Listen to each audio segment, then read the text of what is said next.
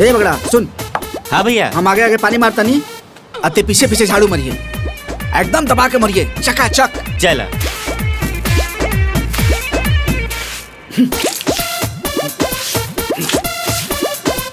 ए पागल हुए का खतर मार जाला, दबा के मार।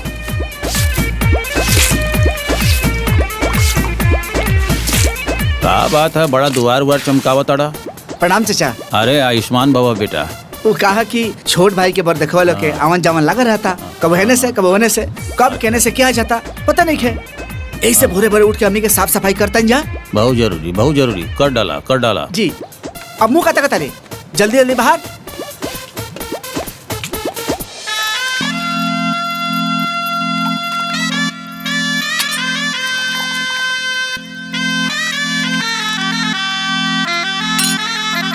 तरी फटाफट हमार पियर का कुर्ता सिल्क वाला निकाल दिया था और ललका पट वाला धोतिया। बाकी बाबूजी काल वाला कुर्ता तो रहुआ खाली एक घंटा खातिर नु पहनले रहनी। अरे पगली, हम बेटा वाला नहीं है, वो सरकारी बैंक में काम करे वाला बेटा का बाप, तनी झाड़ झुर के रह के न चाहिए।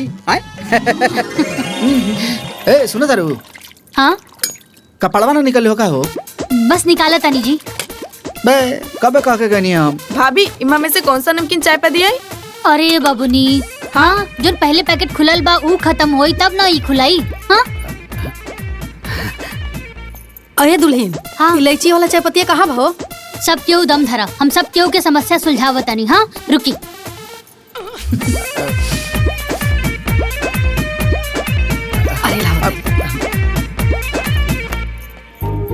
इली ई बैग में राउर धोती बा, राउर कुर्ता बा, सब कुछ बा। और अम्मा जी ई बा राउर इलायची वाला चाय पत्ती, और ई रहल नमकीन। ई खुलल बा, पहले ई खत्म होई तब दूसर खुलाई जाई। सुनो सुनो। हाँ तारा माई के फोन आइल बा। माई के फोन? हाँ माई प्रणाम माई। खुश रहा बिटिया। कहाँ बाड़ू बबनी, आजकल तार फोनवे नहीं खेलागा। अरे का बताई माई, जब से देवर जी के सरकारी नौकरी लागल बा ना, तब से छाल छील के रख देले बा। इतना बरतुआर लोग आवता कि दिन भर चाय नाश्ता बनावे में गुजर जाला। भैया बरतुहार लोग आगे बाड़े, 4 लोग बाड़े। लो बरतुहार लोग भी आ गए। अब हम जाते नहीं कपड़ा पहने। अरे माई सुनी ना, हम फोन करत तानी, बरतुआर लोग आगे बाड़े। अरे बाबूजी अभी ले खड़ा बनी रहुआ, जल्दी जल्दी जाई तैयार होई। अरे बाबूनी जल्दी जल्दी हाथ चलावा, बरतुआर लोग आगे बाड़े।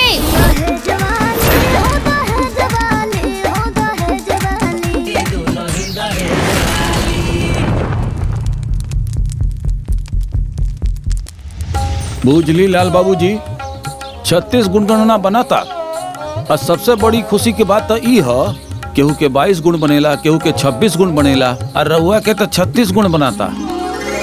तो करी अपन बेटा के शादी खूब धूमधाम से। अरे बियाह कैल कोनो हलवा महाराज, सरकारी नौकरी में बा बेटा हमार, आउ हो बैंके के, रोज करोड़ों रुपए गिनेला, कैशियर है कैशियर। रउआ का देव हम का लेब, जब भी फैसला होई तब न बियाह बात होगी। ले चाबी ले। बोली। अरे लेन देन के बाद तो हम रउआ से कैले नहीं की। देखा गा माँ बाबू, यही गाँव में रघुनंदन के बेटा चपरासी है और त्रिलोकी के बेटा अस्पताल में कंपाउंडर है, लाखों लाख देता डन लोग। बाबूजी हाँ, मदन काका के लड़का रेलवे में स्टेशन मास्टर है, आ चुनमुन काका के लड़का सरकारी कोटा चलावेला। ओकरी तो दुनिया भर के मिला था, भर भर के। अब रउआ लोग बताई हम फुकटा में बिया कह दें? अरे महाराज एक बार बिटिया के फोटो तो देख लें, लक्ष्मी बिया लक्ष्मी, आपके घर उजियार हो जाई। अरे महाराज हर बिटिया अच्छा होले, हमार भाई का कौन बा, सर्वगुण संपन्न, 1 नंबर। अरे सरकारी नौकरी वाला लड़का आजकल मिले तरसन बाबूजी, हैं? दिन में लालटेन लेके घूमे न तबो ना मिली। अरे मुंह मत देखी, सोची। मतलब बिया ना कल जाई। अरे करही खाती तपति होता नहीं। देखी रउआ लोग आपस में सलाह मशवरा कर ली, हमरा के कौनो तय नहीं खे। जब हमनी के बात जम जाई तब बिया हो जाए, ठीक है? अरे महाराज हरल का प्रधान। हाँ अरे रउआ लोग जाई और रउआ लोगन के आवे दी, ठीक बा ना? प्रणाम। आई आई आई आई प्रणाम।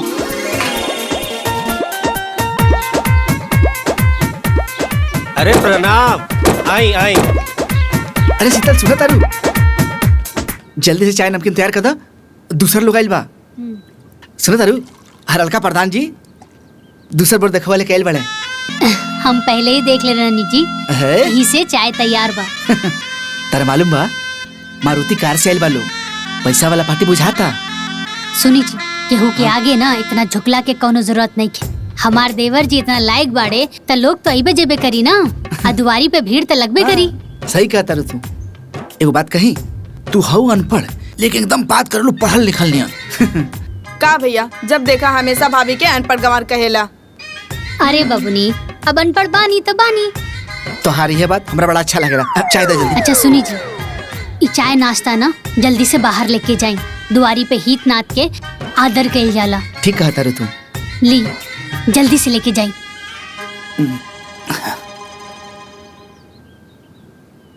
अब देखी ना हरलका प्रधान जी। अब का ई हरलका प्रधान जी, हरलका प्रधान जी के रट लगौले वाला प्रधान कहा ना। हाँ वह प्रधान जी, हमके आवे जावे वाला लोग के स्वागत करे के बा। बाकिर बियाहवा त सोच समझ के ना फाइनल करे के बा। काहे से कि हमार बेटवा सरकारी बैंक में हेड कैशियर बा, रोज करोड़ों रुपए गिनेला। सिर्फ गिनते है ना। अरे लाल बाबू साहब, हम ही कहत रहले बियाहे से पहले दाएं बाएं आगे पीछे सब देखेला। तनी चली ना, कुछ रउआ से बात करेगा बा। आई। अच्छा रउआ लोग आए चाय हाँ, पी। आप लोग पी आई।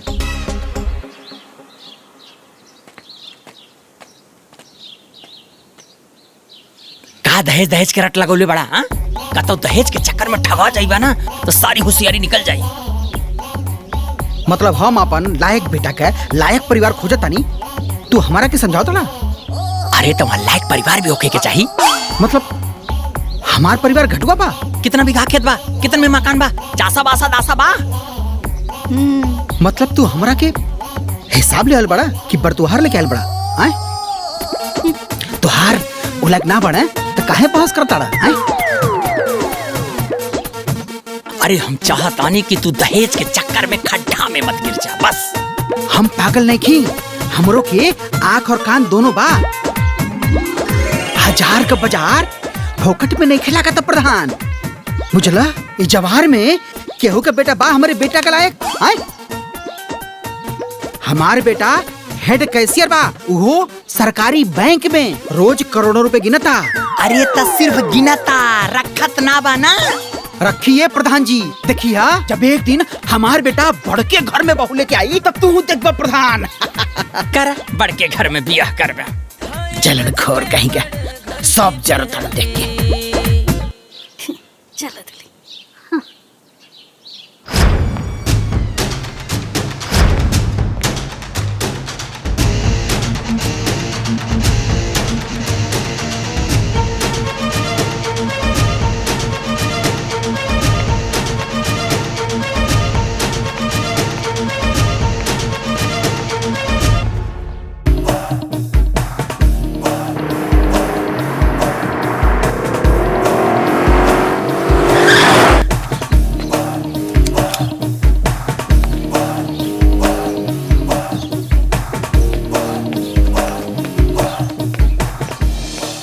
ए माई, बड़ा कंजूसर लहसन, पैसे न देत लहसन।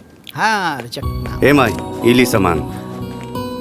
ए काजल, हाँ जाके भैया खातिर चाय पानी लेके आओ तो। सुन, खाली पनी मत लइए, मिठाई उठाई खा के बाबू पानी पिए। ठीक बा बाबूजी।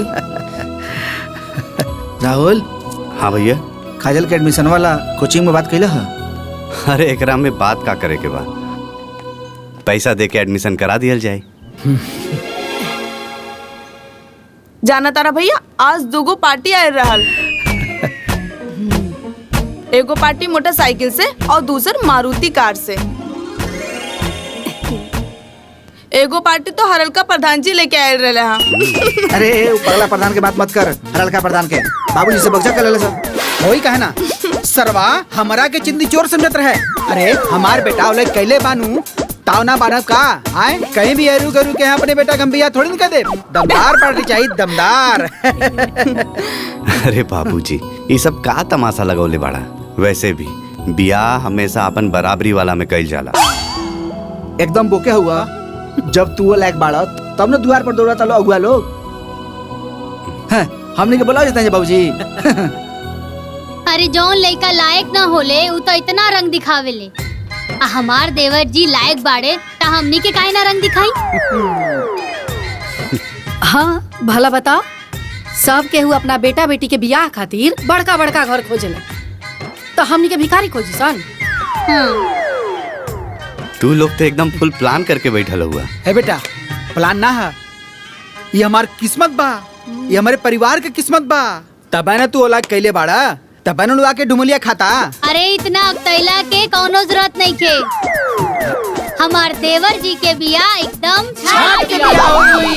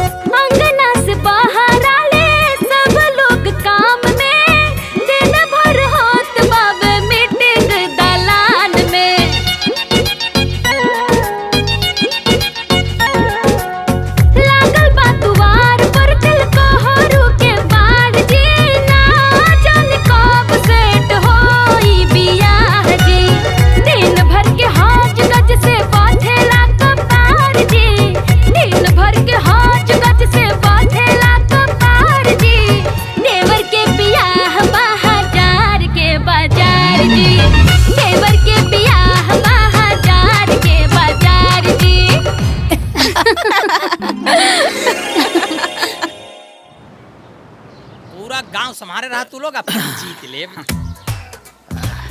का हो सरकारी नौकरी वाले बेटा के बाप, बियाह तय भइल की ना?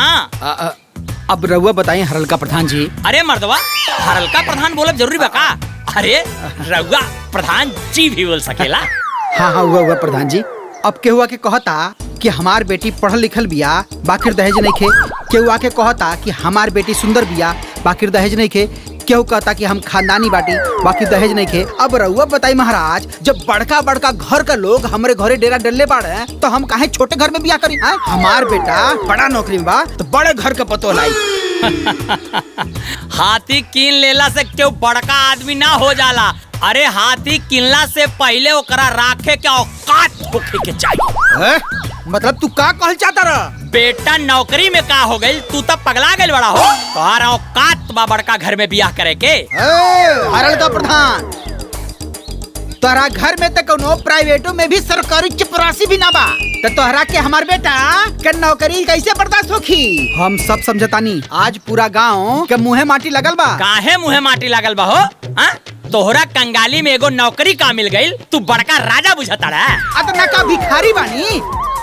अरे हमारे द्वारे पे बड़का बड़का लोग आवता, हमार मान प्रतिष्ठा बढ़ता, ई तोहरा के कैसे बर्दाश्त होखी, कैसे निमन लागी? अब तू हमारा से बतियावा लग नहीं खे, तू भागा यहाँ से। तय भाग, तय भाग, तय भाग। अब मुँहवा गोबरा फेंक दे। हम तो कहीं लौटाई दे। जौन बाटा इतना बड़ा, चला हो दिखा दे। लौटायस बाटे, जब देखा हरल का प्रधान बोली।